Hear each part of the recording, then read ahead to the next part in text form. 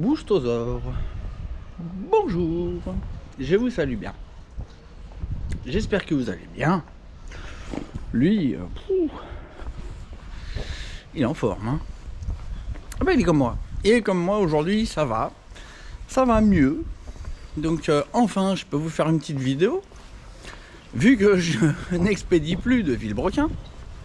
Hein, ceux qui suivent les news ont pu se rendre compte que j'ai paniqué. Je me suis calmé. Puis j'ai repaniqué. Bon, apparemment pour rien. Mais bon, dans la vie, il vaut mieux prévenir que guérir.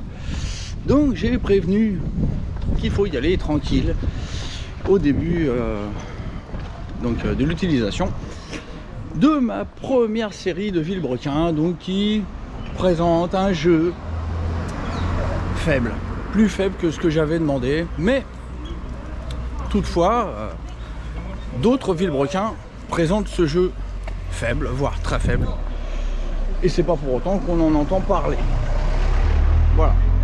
Donc bah écoutez, donc j'attends les premiers retours très positifs concernant mon petit Villebrequin de l'espace, avec son équilibrage poussé comme jamais, qui devrait donc vous offrir des machines vraiment agréables à rouler, et donc sans bruit de ferraille, sans pot qui explose au bout de 10 km.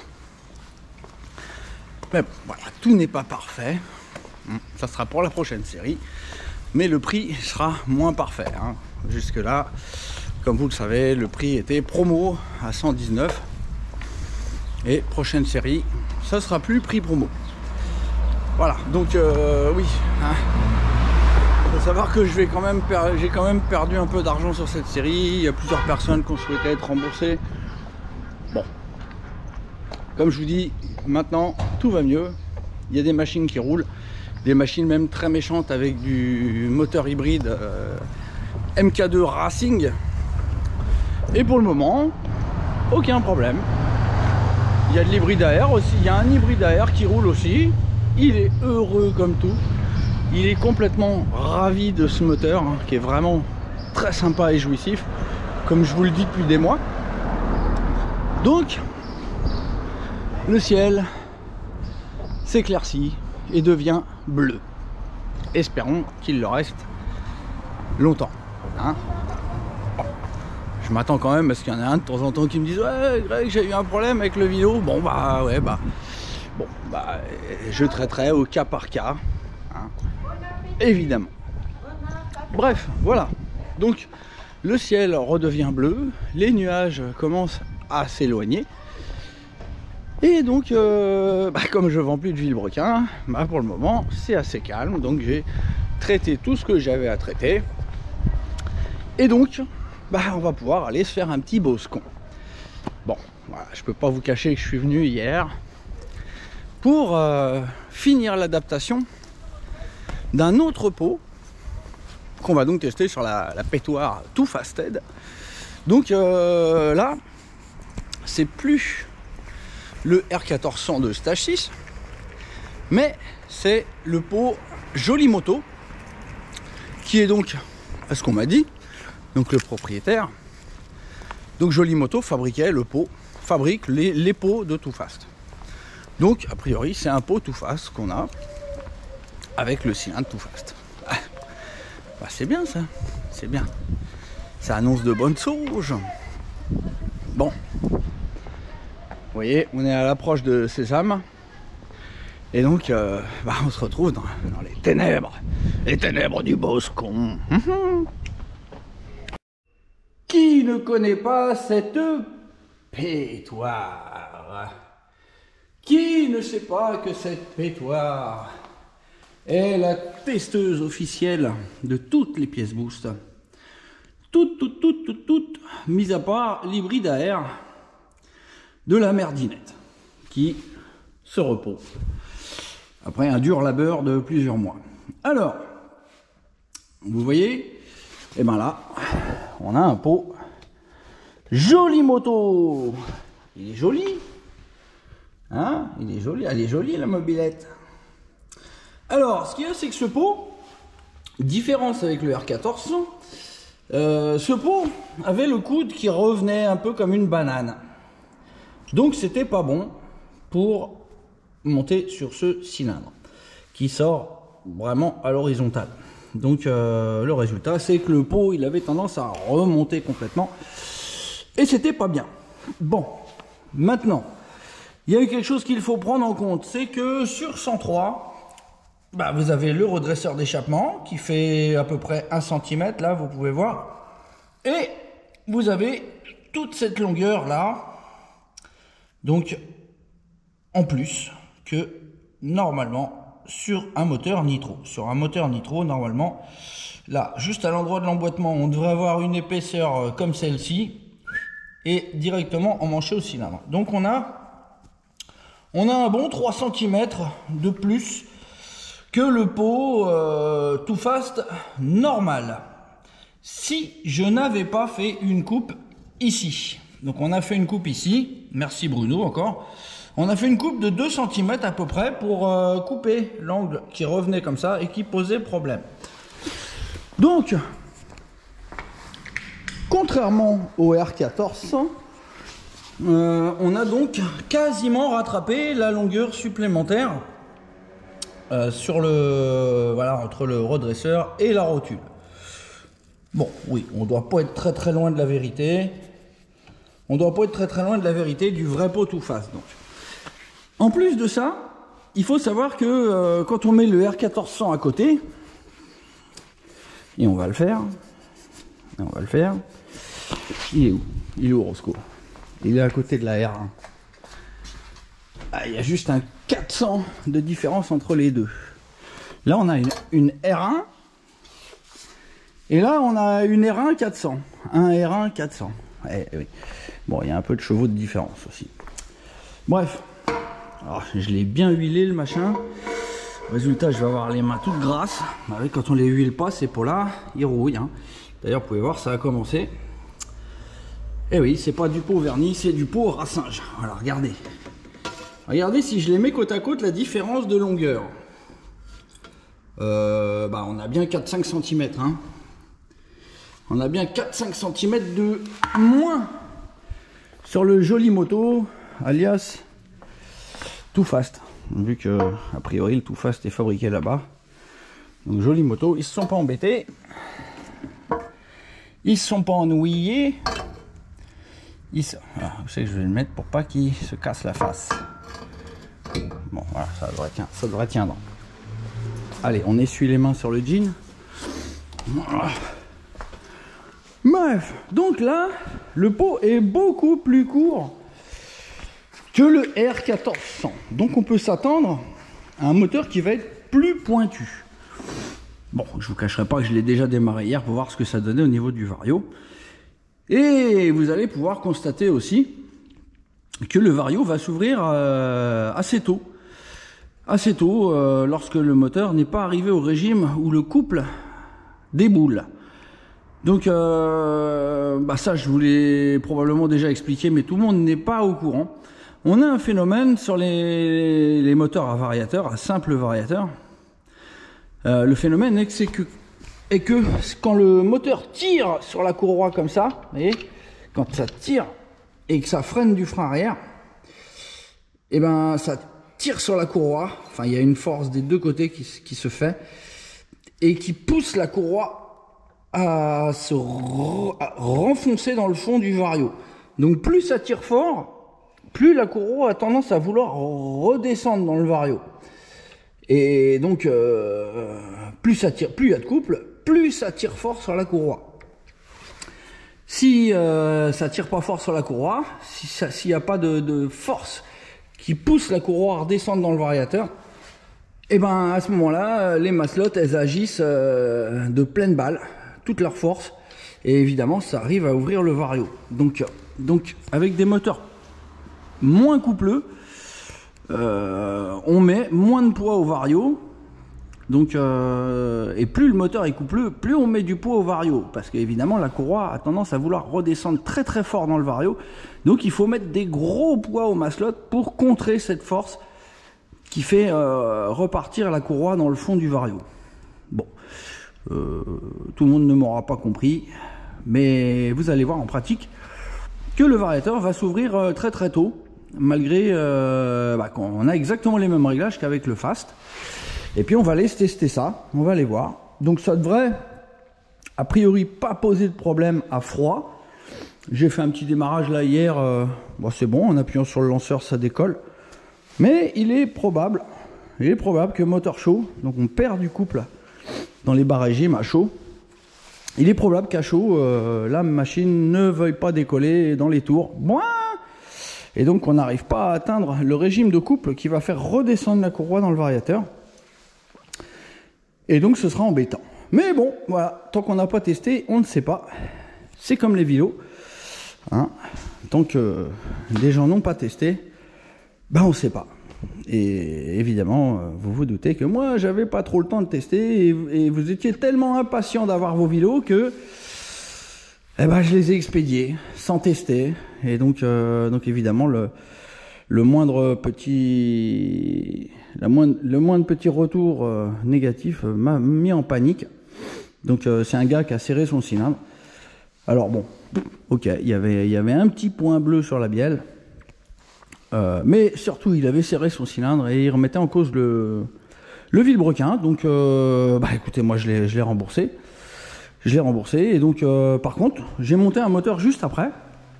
Donc, un hybride à air, l'hybride à air de Romain Amoureux, hein, qui d'ailleurs tourne, comme je vous en parlais tout à l'heure, il est heureux comme tout. Pour le moment, tout va bien. Maintenant, quand je l'ai monté, je prends le squish et je me dis merde, il manque au moins 0, il manque bien 0,4 là, c'est quoi ce bordel? Je prends le pied à coulisse, dans le puits de bougie, je regarde la course du piston, 1 fois, 2 fois, 3 fois, 4 fois, 5 fois, 6 fois, bref, on est plutôt vers 39,8 que vers 39,1, donc c'est bonus boostage, merci le destin, donc on a donc des courses 39,8 au lieu de 39,1, et donc la personne qui a serré le cylindre, je ne dirai pas qui évidemment, n'avait pas contrôlé le squish au montage de son moteur. D'après ce qu'il m'a dit, il avait 0,7 avant, et donc il s'est retrouvé avec 0,2 de squish. Donc faut pas s'étonner que ça ait serré, et que le piston ait chauffé très fort. Le piston a chauffé très fort, donc le pied de bielle, donc le haut de la bielle, avait pris une petite coloration, mais pas étonnant vu que le piston a dû chauffer énormément. Et le petit point bleu à la bielle en bas, hein, qui veut pas du tout dire que la bielle a serré, signifie qu'il y a eu une contrainte. Alors peut-être que c'est pendant le serrage, la bielle s'est mis un peu de travers, je ne sais pas. On verra bien. Dans tous les cas, c'est pas parce qu'il y a un petit point bleu sur la bielle que le vélo a serré. Non, c'est juste qu'il y a eu un point de friction. Voilà, donc voilà, ça m'a permis de me rendre compte quand même qu'il y avait un problème sur la course du vilebrequin. Donc je le répète encore une fois, hein, pour ceux qui ne l'auraient pas vu, pour ceux qui ne sont pas abonnés à la page fan de boostage ou au groupe fan de boostage ou abonnés à la page Boost Mopeds, qui est la page officielle Boost. Bon, si vous ne le savez pas, je vous le redis, les vilebrequins Boost, SPX, RCX, apparemment les SP c'est pas le cas. Les vilebrequins Boost, SPX, RCX ont donc une course un peu plus longue qui nécessite donc une cale de 0,4 voire 0,5 pour être vraiment sécure à l'embase et avoir ainsi le même squish qu'avant. Voilà, 0,5 ira très très bien. Voilà, vous pouvez mettre 0,5 de plus à l'embase, une petite cale de 0,5, il y en a sur le shop. N'hésitez pas, surtout si vous ne faites que changer le vilebrequin et que vous voulez être sûr de ne pas avoir à refaire le squish, tout ça, vous mettez la 0,5 à l'embase, vous collez la 0,5 à la pâte à joint. Je vous conseille la Loctite noire, un monstre, longue à sécher mais c'est un monstre. Vous mettez un petit peu de pâte sur les deux côtés, mais vraiment comme ça. Sur les deux côtés des deux cales, elles vont se coller, elles seront indécollables par la suite, et c'est parfait. Bref, le blabla Velo Boost qui me fait un véritable, qui me fait des montagnes russes, hein, c'est des hauts et des bas. Je peux vous assurer que je suis passé par des sales périodes là, c'est cette dernière semaine, des paniques de l'espace. Bref, hein, je suis pas encore sorti de l'anxiété, hein, j'ai peur qu'il y en ait un qui m'appelle, ouais, j'ai serré la bielle, mais bon, comme je vous dis, a priori, tout va bien. Rodez-le quand même, les premiers kilomètres. Donc comme je l'ai précisé sur le groupe, pour bien roder un moteur, il ne faut pas rouler sur un filet de gaz à 20 km/h tout le temps ou 30 km/h, ça ne veut rien dire la vitesse, ça ne veut rien dire. Ce qu'il faut, le moteur, vous lui mettez des grosses charges. Vous coupez les gaz, comme ça, la bielle a le temps de refroidir avec les gaz frais. Vous mettez un petit peu de watts, et puis vous pouvez rouler un petit peu filet, et vous mettez des grosses charges. Comme ça, ça met en contrainte les pièces, mais pas des contraintes longues. Parce qu'évidemment, la contrainte longue va créer des points chauds qui vont pas avoir le temps de refroidir, et aux endroits des points chauds, ça va dilater, et comme ça va dilater, il va y avoir encore moins de jeu, et donc ça va être ensuite une grosse contrainte, un gros point chaud, où il va y avoir encore moins de jeu, donc ça va encore plus créer un point chaud, et ainsi de suite. C'est une spirale infernale. Donc rôdez, mais n'hésitez pas à mettre gaz en grand, mais de moins en moins longtemps au fur et à mesure des kilomètres. Moi, c'est comme ça que je rôde tous les moteurs. Vous pouvez voir le Fast, je lui mets sa race depuis que je l'ai, hein. Mais je lui mets pas 20 secondes dans la tronche de full gaz. Bon, maintenant, je commence à le faire, hein. Mais au début, tranquille, grosse charge de temps en temps. Et puis, plus le temps avance, plus on prend confiance, plus on met longtemps la poignée dans le coin. Bref, allez, le blabla Vélo Boost est terminus. Ce truc-là que j'oublie tout le temps, on le met sur 1. On va faire chauffer un petit peu, préchauffer la bestiole avant d'aller se faire choper par les poulets. Hop. Alors, 17 degrés aujourd'hui. Oui, ça s'est refroidi. Il faisait meilleur la dernière fois. Ah, bon, veut pas la choupette. Ça, c'est parce que j'ai mis gaz. Faut pas que je mette gaz. Voilà. Ah, bah ouais. Ah, maintenant, faut que je mette gaz. Un tout petit filet.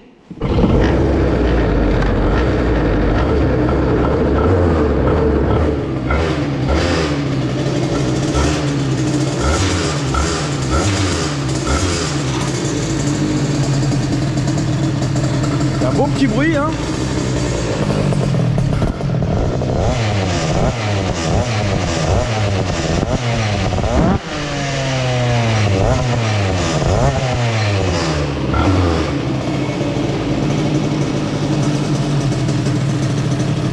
Je vais chauffer la mémère un petit peu.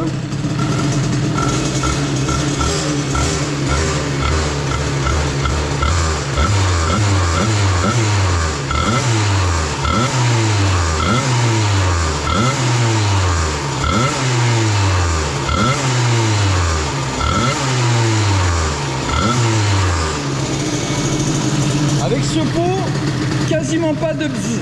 Il y a un tout petit bzz, c'est le lanceur. Regardez.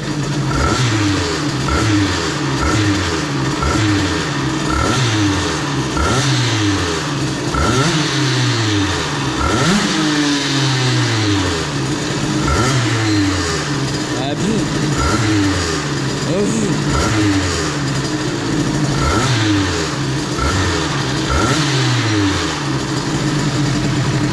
Bref, magnifique petite configuration. Elle va caler, hein, elle s'engraisse. Quand je la laisse tourner au ralenti, elle est pas contente. C'est mignon, hein, un pot tout fast sur un 103.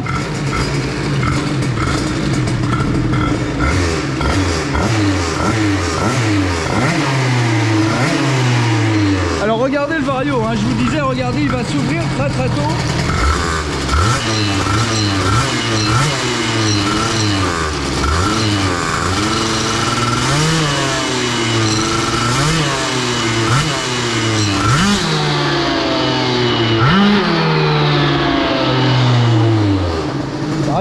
quand le couple arrive, ça ne rigole pas. Bon allez, j'éteins la bête, hein. De toute façon après on va arriver à 200 degrés là-haut. Et le truc, bon, au démarrage il va en chier parce que comme je vous dis, le Vario est lourd pour les bas régimes, pour le démarrage. Après, on verra si le lanceur arrive à compenser cela.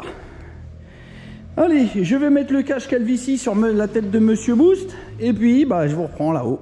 À toutes. Sur la tablette boostienne, une jolie tranchette de testage. Un petit cylindre tout fast. Avec le cylindre qui va avec. Et des réglages complètement inchangés. Tout est exactement pareil. Non, rien n'a changé. Donc vous inquiétez pas si la machine a du mal au démarrage. Une fois bien chaude, on va voir. On part avec une température de 32 degrés au sol. Et on verra ce qu'on aura dans les hauteurs montpelliéraines.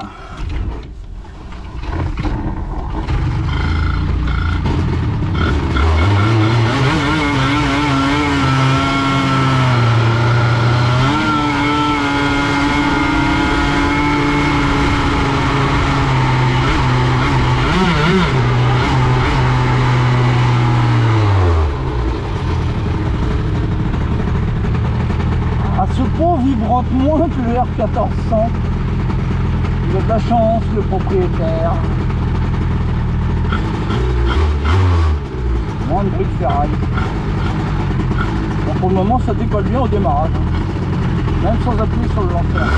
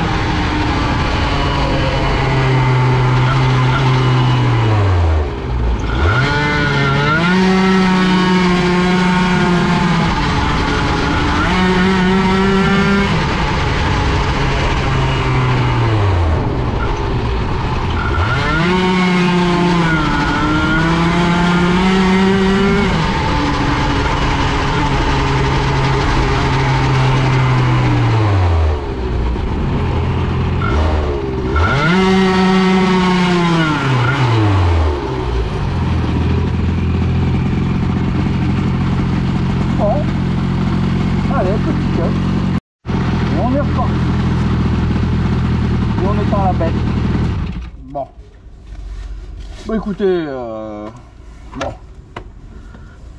moi je pense que c'est un petit peu moins bien qu'avec le R1400, un petit peu moins bien. Mais une autre chose est sûre, hein, c'est que ça demanderait qu'une chose, c'est que j'allège un petit peu le variateur. Voilà. ça c'est sûr, hein. Le Too Fast il a envie d'être à 13 200. 13 200, 13 500. C'est là qu'il serait heureux, Roscoe. Donc là on le frustre un peu, mais bon, on va dire qu'on préserve un petit peu le voisinage. Hop, bon alors j'ai anticipé là. J'ai sorti la béquiliasse. Voilà, donc je suis pas obligé de mettre la prétoire sur le mur. Hop, hop. Et hop.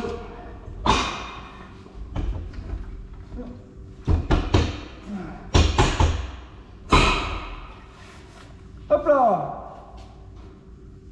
On enlève le cache-calme ici. Et enfin, bon déjà on éteint la température. Voilà.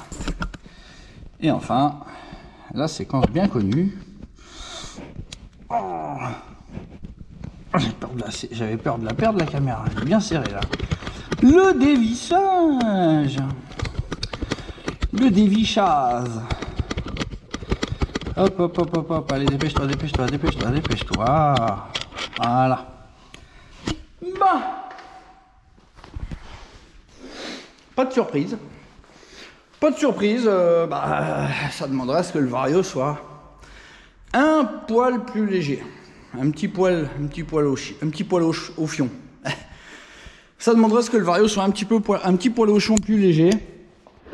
Ce qui fait que, bon, j'ai remarqué en arrivant dans la petite ruelle, là, vous savez, quand je tourne à droite, là, donc quand je tourne à droite dans la petite ruelle, bah, j'ai remarqué que, bon, elle était pas dans les tours directs quand j'ouvre les gaz. Et bah ça c'est parce que le Vario il est un peu ouvert. Eh oui, le Vario il est un petit peu ouvert. Donc et donc oui, ça serait avec un Vario un peu plus léger, ça serait beaucoup mieux. En tout cas, je pensais, pourquoi tu fumes toi? Fais de la fumée le bordel, il est calaminé. Bah il se décalamine. Donc ouais, ça demanderait à ce que le Vario soit un petit poil plus léger, hein, qu'on aille chercher les 13 000, 13 200 en charge, et là, là on commencerait à être pas mal. Voilà les copains, donc on continue avec ce petit touffe astuce, hein. Donc là je teste le pot du futur propriétaire, enfin du propriétaire du moteur. Donc c'est moi qui me suis occupé de l'ajuster pour aller sur le RCX. Donc écoutez, tout va bien. Même le réglage Vario est pas mal. Même le réglage Vario est vraiment pas mal pour la route, hein. Vous avez vu, hein, ça marche quand même déjà très bien. Et ça n'hurle pas. Enfin, pour les gros tarés, ça n'hurle pas énormément. 1000 tours de plus, ça serait, ça commencerait déjà plus à hurler. Mais là, je crois qu'on est aux alentours des 12 000, 12 100, 12 200. Je verrai en revisionnant la vidéo. Enfin voilà, donc le débriefage, c'est que, écoutez, parfait, hein, parfait. J'osais penser qu'avec ce pot-là, la machine serait plus pointue. Bah non, ça va, c'est à peu près comparable au R1400. Maintenant, on verra au chrono, hein. J'avais fait 8.8 au 0 à 100 avec le R1400, avec exactement les mêmes réglages, et je vous dirai pas la vitesse de pointe. Non, j'ai pas le droit. Bref, voilà les copains, encore petite page de boostage tout fastien. Donc voilà, j'espère que vous êtes rassurés pour les vélos. N'hésitez pas à les monter. Pour le moment, tout va bien, hein. Comme je vous dis, les premiers retours que j'ai eus étaient assez flippants. Le mec avait serré son cylindre. Maintenant, on sait pourquoi. C'est tout simplement parce que le squish n'avait pas été vérifié. Et que donc, il avait 0,2 de squeak.